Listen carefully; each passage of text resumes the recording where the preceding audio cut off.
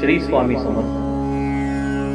स्वामी हिमालयीन पर्वतराजीत अक्षरशः रममाण झाले होते.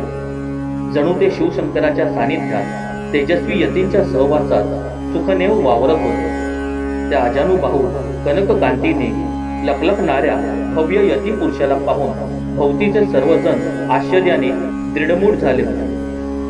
स्वामींच्या भोवती पक्षी सृष्टी वावरत होती, हरणे बागडत होते, गायींचे कळप हंबरत स्वामींच्या पाठीमागून जात राहिले. खूप वेळेला यती पुरुषांना स्वामी त्रिमूर्ती दत्ताचे दर्शन द्यायचे.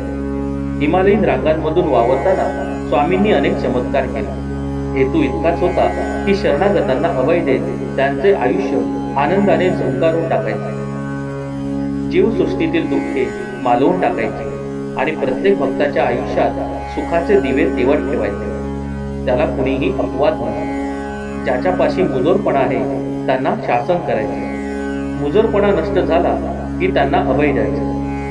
स्वामींच्या अवतार पाठीमागचे खरे रहस्य हे होते की प्रत्येक जीव भगवंत चरणी रममाण व्हावा.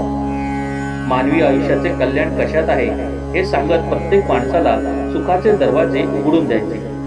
त्यांच्या आयुष्याचा दुःखाचा काळोख नष्ट करायचा, भीतीची थरथर नष्ट करायची.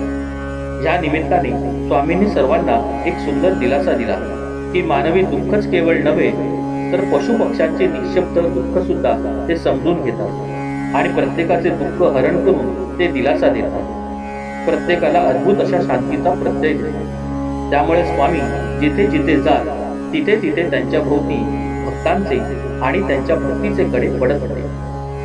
श्री स्वामी समर्थ.